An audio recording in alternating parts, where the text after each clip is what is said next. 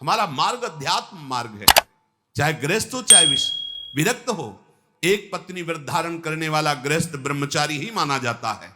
जो केवल संतानोत्पत्ति के लिए गृहस्थ क्रिया करता है उसे ब्रह्मचारी ही माना जाता है। नाम जप करते हुए अतिथि सेवा, परिवार का पोषण, वो साधु ही माना जाता है। हमारे मन में जो भोगों की स्फुरणा होती है उसके कई कारण होते हैं। एक तो होता है संचित पाप राशि जो पूर्व में जमा है, प्रायः इसी से भोग स्फुरणाएं होती है। दूसरा संग से होती है। आपकी पाप राशि से स्फुरणा ना हुई तो कोई भोगी पुरुष ऐसा मिला, परमाणु होते हैं।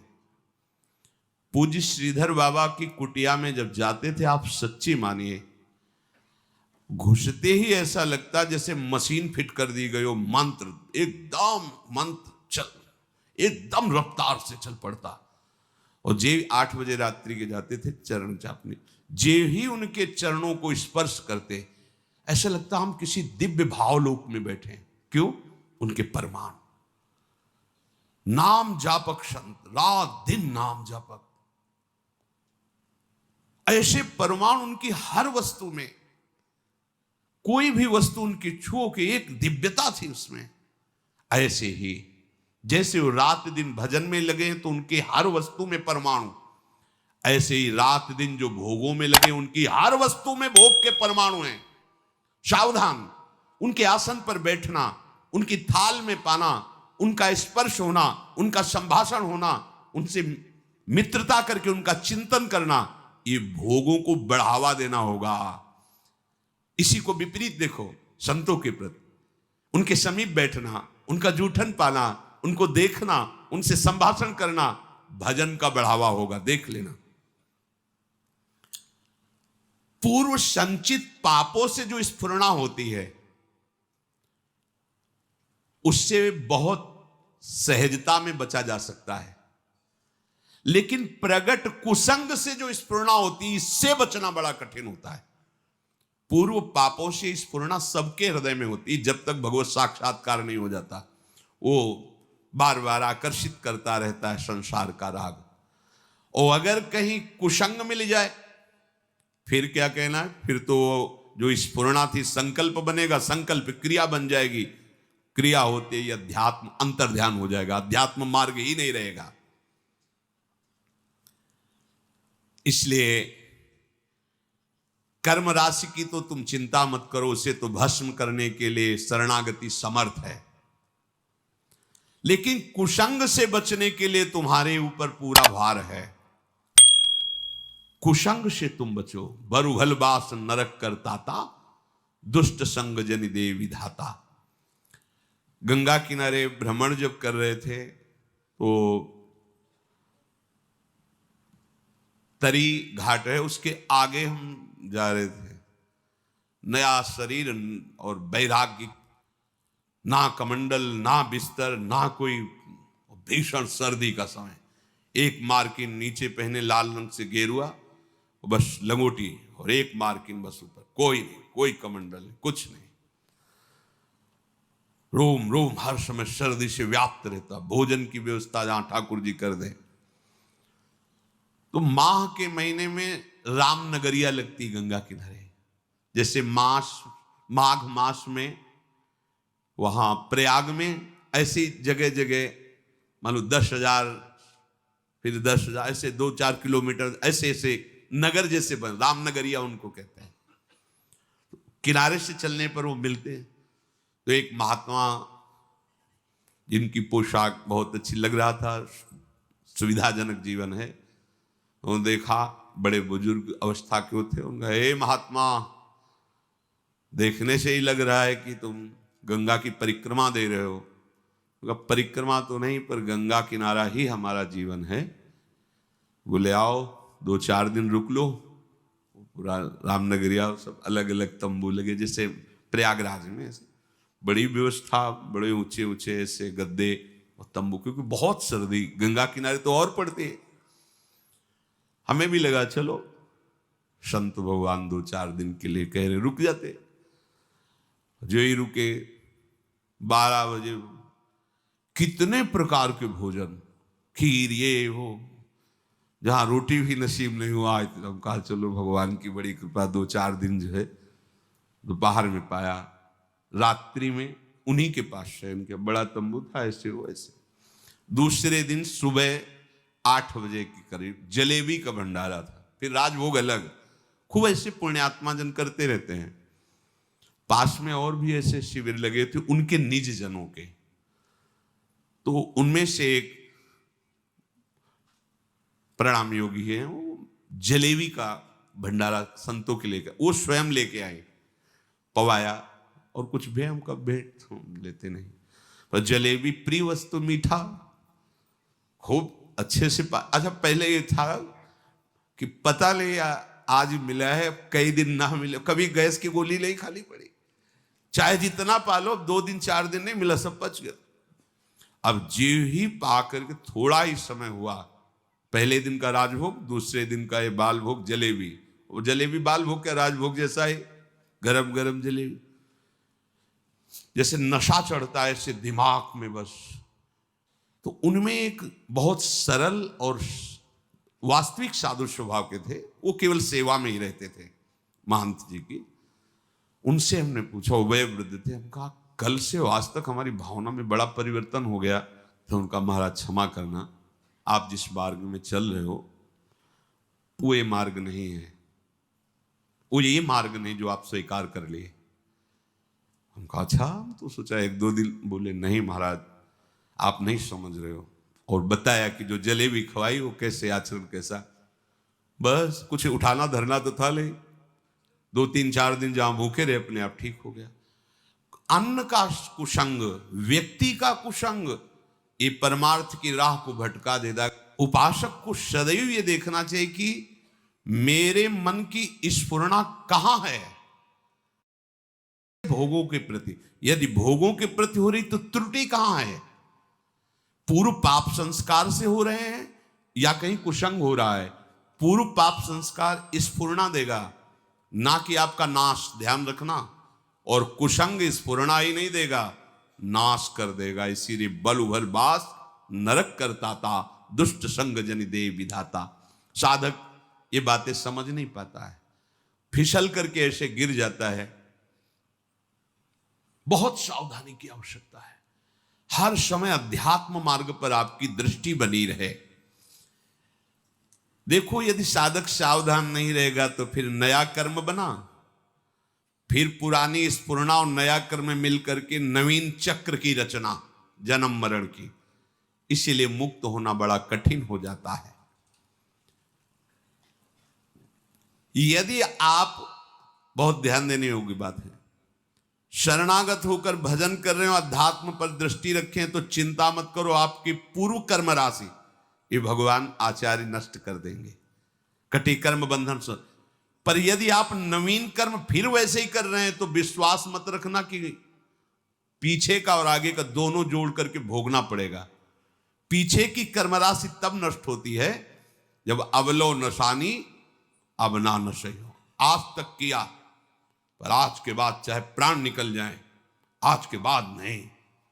निहाल हो गए, आज ही निहाल हो गए, आज ही निहाल हो गए। आम तो आम सर्व पापेभ्यो मोक्षयिष्यामि, मेरे सरकार बोल रहे हैं, प्रभु बोल रहे हैं।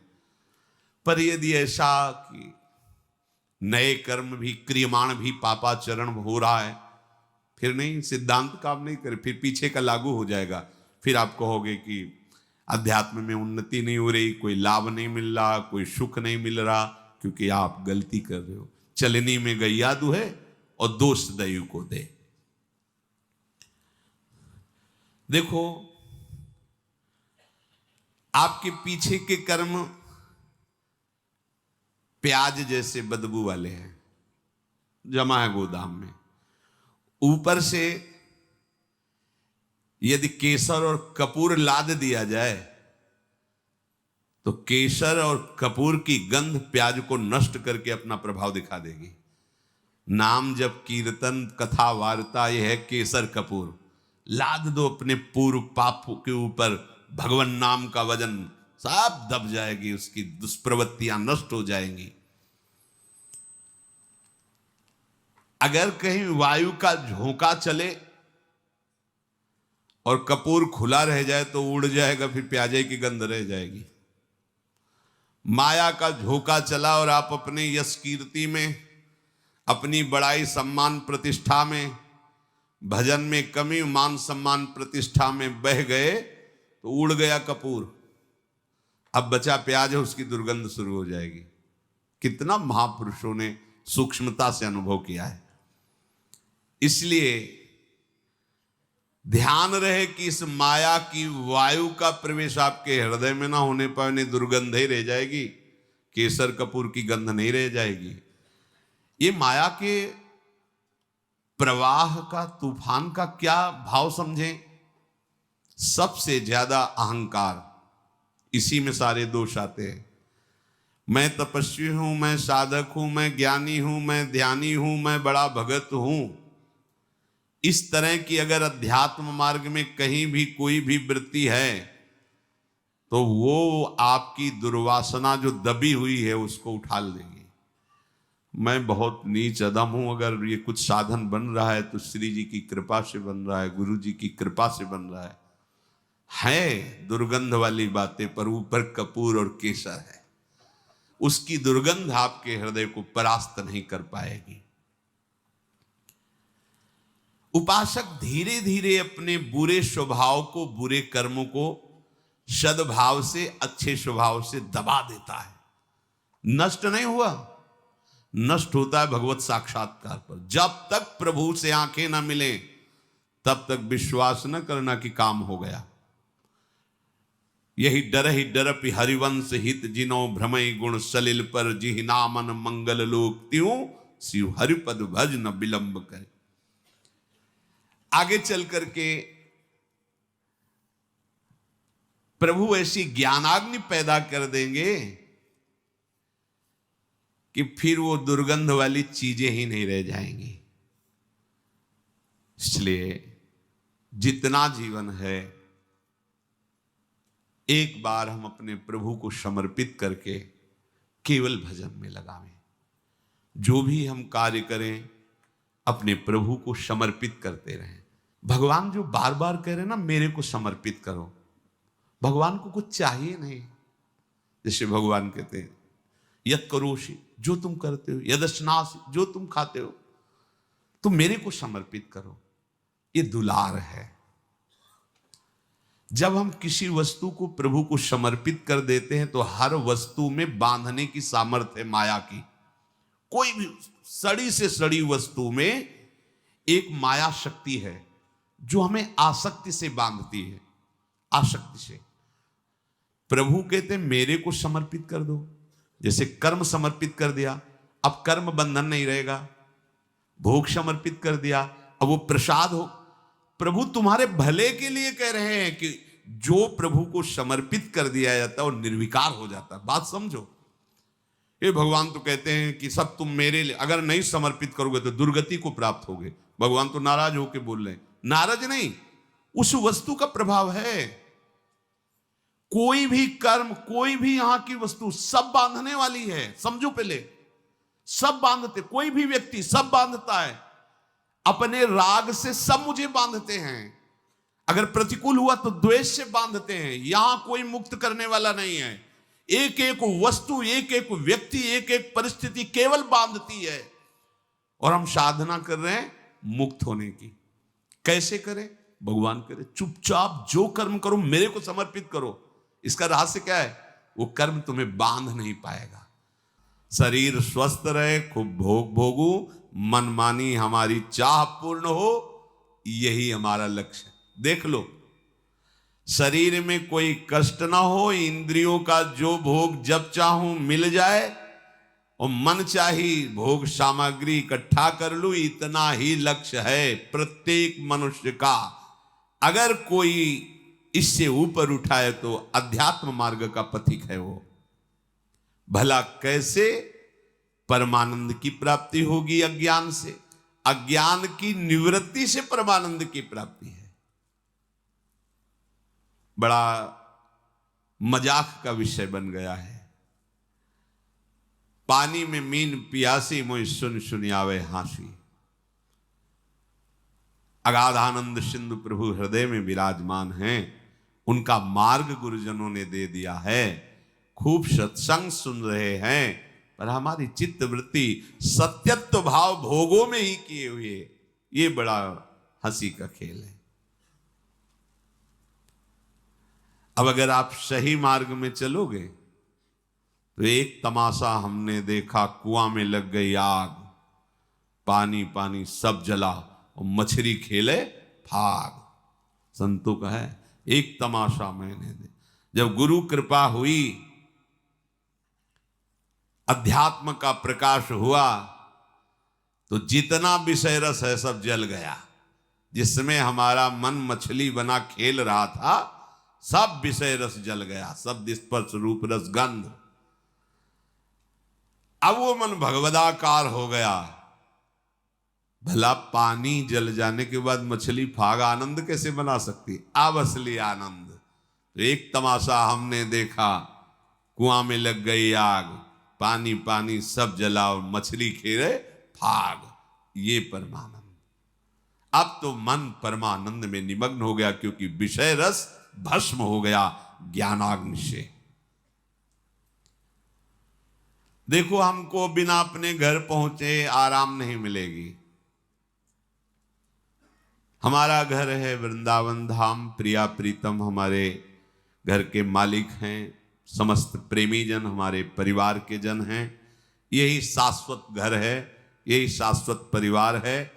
जब तक भटकना है भटक लो, विश्राम स्थल यही है, श्री वृंदावन विश्राम। इस घर में आने की जो राह है, उसके आसपास ऐसी लुभावनी वस्तु रखी गई है कि आप घर की तरफ से पीठ करके उन वस्तुओं की तरफ चल दें। देखो, ये अध्यात्म मार्ग है, बहुत समझना होगा। आर्मी के एक जवान को जब पुष्ट करना होता है, तो चढ़ाई में चढ़ना है तो वजन हल्का करना चाहिए ना, और वजन बढ़ा दिया जाता है। 2 किलो 5 किलो 3 किलो, ये ऐसे ऐसे ऐसे, और राइफल और इतना खान पान सामग्री, पूरा बिस्तर जल सब पूरी व्यवस्था फिट। 10 दिन के लिए पूरी सामग्री उसकी पीठ पे लदी हुई, और चढ़ना का है पहाड़ पे। जबकि और हल्का कर देना चाहिए चढ़ाई का समय, नहीं, कमजोर नहीं रखना अपने जवान को। ऐसे ही श्री भगवान कहते, जिस पर मैं कृपा करता हूं सर्वस्व नाश कर देता हूं। बंधु विच्छेदम, परिवार उसके प्रति नफरत करने लगता है। जीवितम कष्टेन सा कष्टेन जीवितम, वो बड़े कष्ट से जीवित रहता है। सुन के डर जाओगे, सुन के डर जाओगे कि अरे भगवान कृष्ण की कृपा का ये फल है, ये तो हमें बिल्कुल नहीं चाहिए। और इसमें गूढ़ बात है, ये भयावह करके परमानंद की बात श्री भगवान कह रहे हैं। जैसे बनचंद महाप्रभु जब राधा वल्लभ लाल जी का मंदिर बनने का था, तो बहुत से धनी मानी तैयार हुए, तो उनका जो राधा वल्लभ लाल जी का मंदिर बनवाएगा वो मर जाएगा। अब आगे आओ, कौन बनवाएगा? कोई नहीं। सुंदर दास जी ने जब सुना तो उन्होंने विचार किया कि प्रभु के मंदिर बनवाने वाला मर जाएगा, जरूर इसमें कोई रहस्य है, जरूर कोई इसमें आंतरिक रहस्य है। वो आगे आए, उन बनचंद महाप्रभु के चरण पकड़े और कहा, प्रभु ये सेवा मुझे दीजिए। बोले, पता है तुम्हें, जो मंदिर बनवाएगा वो मर जाएगा। बोले, प्रभु तैयार हो, वैसे ही मरना है, प्रभु के लिए मरना क्या, तैयार हो, ठीक, करो सेवा। पर प्रभु एक इच्छा है, एक बार मंदिर बन जाए और 1 साल राधा वल्लभ जी के पूरे उत्सव देख लूं, फिर मर जाऊं तो। मुस्कुरा दिए, बोले ठीक है, ऐसा ठीक है। मंदिर बना, 1 साल उत्सव हुई, और श्री जी के सामने बनी वृषभानु नंदनी आज, भूषण वसन विविध पहिरेतन, पिय मोहनित साज। ये समाज में पद हो रहा है और आप निकुंज पधार रहे हैं। शब्द क्या था? मर जाओगे। आंतरिक फल क्या था? जो मंदिर बनवाएगा सीधे निकुंज जाएगा, तो लाखों के नंबर लग जाते। बात वही है, लाखों तैयार हो जाते, केवल मंदिर बनवाने से निकुंज की प्राप्ति। प्रभु मेरा धन मेरा धन, लेकिन मर जाओगे, पीछे हट गए। समझ रहे हो ना, महान वस्तु को भयावह में छुपाया गया है। भगवान कह रहे जो मेरा अनन्य भक्त होता है और मैं जिस पर कृपा करता हूं उसका सर्वनाश कर देता हूं। सुन के ही भय लगता है। दूसरी बंधु विच्छेदम, परिवार का कोई प्यार नहीं कर सकता उसे, ये मैं रचना रचूंगा। सा कष्टेन जीवितम, कष्ट पूर्वक जीवन जिएगा, मरेगा भी नहीं, कष्ट पूर्वक जिएगा। अब लगता है कि प्रभु ऐसी कृपा आप मत करो, ऐसी कृपा। अब इसका आंतरिक भाव, जितने अमंगल, जितनी कामनाएं जो हमें आज तक संसार में दंड देती रही, अहम तो हम सर्वपापेभ्यो, सर्वनाश कर देता हूं। किसका? अहम तो हम सर्वपापेभ्यो मोक्षयिष्यामि मां शुचा, सर्वनाश कर देता हूं उनका जो मेरे शरणागत को स्वप्न में भी दुख देने की बात सोचे, चाहे वो कर्म हो या कोई भी हो। अगर ऐसे तो हृदय उत्साहित होता है ना, जब कह रहे हैं उसका सर्वनाश कर देता हूं तो घबरा जाते ना कि ऐसा। बंधु विच्छेदम, क्या?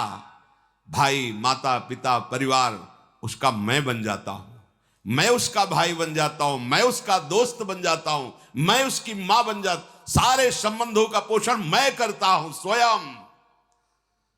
सा कष्टेन जीवितम, वो मेरे प्रेम में व्याकुल होकर अपनी श्वासें पूर्ण करता है। ऐसा नहीं कि असाध्य रोग हो गया तो वो कष्ट से जीवित, नहीं। ये हम अंतर की बात जो प्रभु ने समझाया वो तुम्हें बता रहे हैं। नहीं, वो तो बिल्कुल ऐसे बोल दिए जिससे सब भयभीत हो जाए। बहुत कीमती वस्तु को भयावह जगह रखी जाती है। देवलोक में अमृत रखा हुआ है, वहां 2 सर्प ऐसे हैं, अपलक दृष्टि से रहते हैं। उनकी दृष्टि में जो आएगा तत्काल भस्म हो जाएगा, चाहे देवता हो या कोई हो, उनकी दृष्टि नहीं पड़नी चाहिए, क्योंकि अमृत है। कोई भी कीमती वस्तु बहुत सुरक्षित रखी जाती है, तो भगवत प्राप्ति बहुत सुरक्षित रखी गई है। हमारा घर धाम है, नित्य धाम। तो कह रहे यहां तक आने के लिए इतनी सुहावनी वस्तुएं, इतने सुहावने भोग, इतनी सुहावनी वाटिकाएं रची गई है मार्ग में कि आपको लगेगा जाना तो है ही है, थोड़ा देर विश्राम कर, बस जहां तुमने वहां रमण करने की सोची तो मार्ग गायब। जिस मार्ग में चल रहे थे घर पहुंचना है, वो मार्ग गायब। ये दिव्य मार्ग है, परमार्थ, वहीं वो रम जाता है और राह अंतर जा। अब राहें नहीं रह गई, मार्ग नहीं रह गया। ये अंतर की बात कहते हैं। ये वो मार्ग नहीं कि थोड़ी देर आराम कर लेंगे, भोग भोग लेंगे, फिर चल लेंगे।